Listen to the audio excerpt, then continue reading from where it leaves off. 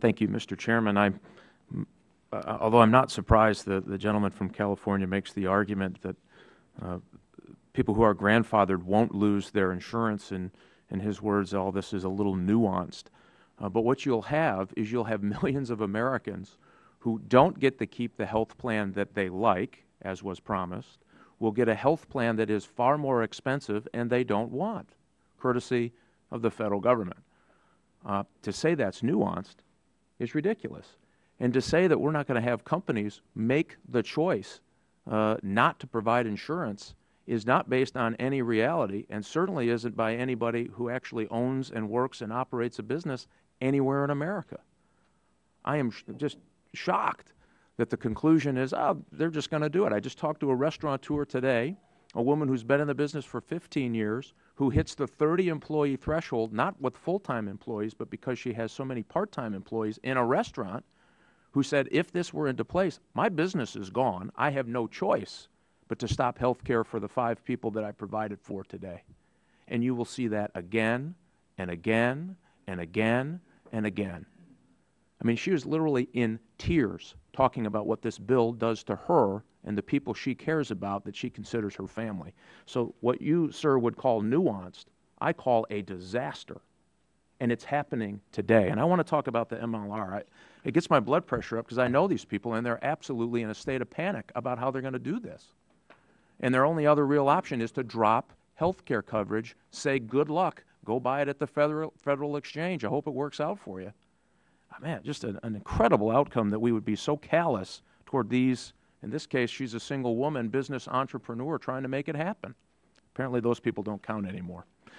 Before I get to my questions, I did want to say a couple of things on the MLR and why it has created such a desperate economic situation for healthcare agents and brokers. And by the way, these small businesses who count on these brokers to navigate what is an already complicated system now are losing this option on something that will even be more complicated with hundreds of thousands of pages of rules and regulation and law that they don't understand, and that's why they hire brokers and agents to try to get them the best deal that they can. What we should raise some red flags with every member of this committee. A regulation from President Obama's health care law is single-handedly crippling an entire segment of our economy. And this isn't myth, this isn't speculation. It's happening today. Let me tell you about these people. Most healthcare agents are small business owners, and their average income is $50,000 a year. I don't know about you, sir, but I don't consider that wealthy. They help other employers navigate complex health insurance markets and essentially serve as the HR department for small business owners. They provide incredible value to our healthcare system and the employer community, especially the small business community.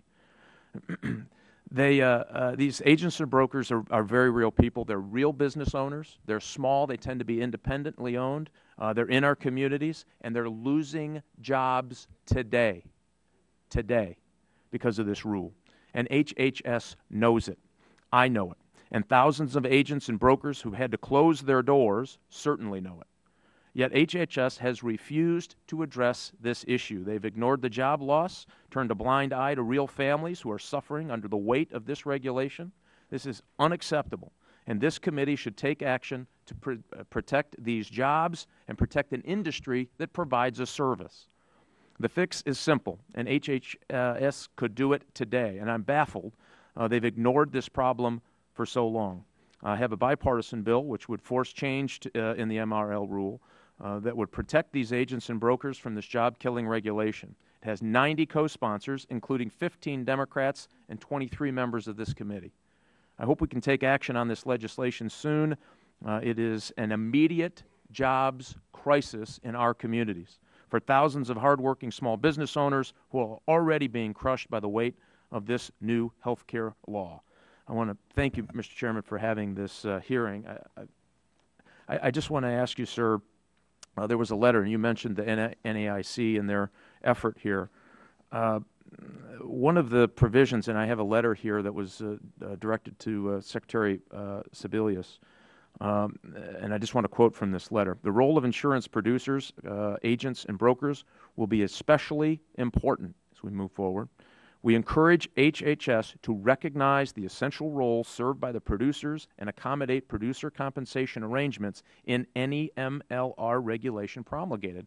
We've heard again and again that you're going to do something for these people who are getting crushed right now. We see nothing. Can you help me understand where we're at and what you're going to do to protect these jobs and these people who are providing this service? Sure, and I appreciate your concern. And as I indicated earlier, we also believe that agents and brokers play an important role in the healthcare market today, and they will in the future when we have exchanges in 2014.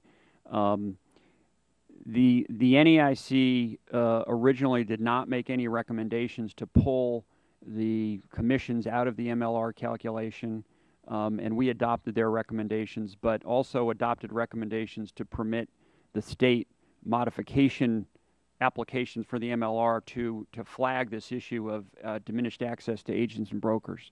As we sit here today, again, the NAIC, I think, is doing what they do best and what they did for the MLR, which is conduct an analysis and a study of the data that's available on agent and broker commissions and look at possible solutions. And we're monitoring that, and we look forward to recommendations that they may make based on the data that they collect. All right. And I think just lastly, let me just get this last point in, Mr. Chairman, if I may. 70% of health insurance agents and brokers have lost income today. 20% have been forced to lay off workers today. 15% have closed their doors today. We don't have time for nuance. We don't have time for looking at it and studying it and being calm about it. We need you to get upset as the rest of us, for real Americans are losing their jobs today. I would hope that you would take a little urgency here, sir. You're going to have your job tomorrow, and at least for the next 18 months. I would encourage you to worry about the rest of Americans who have to get up and innovate their way to their livelihood for their families. And I yield. Gentleman's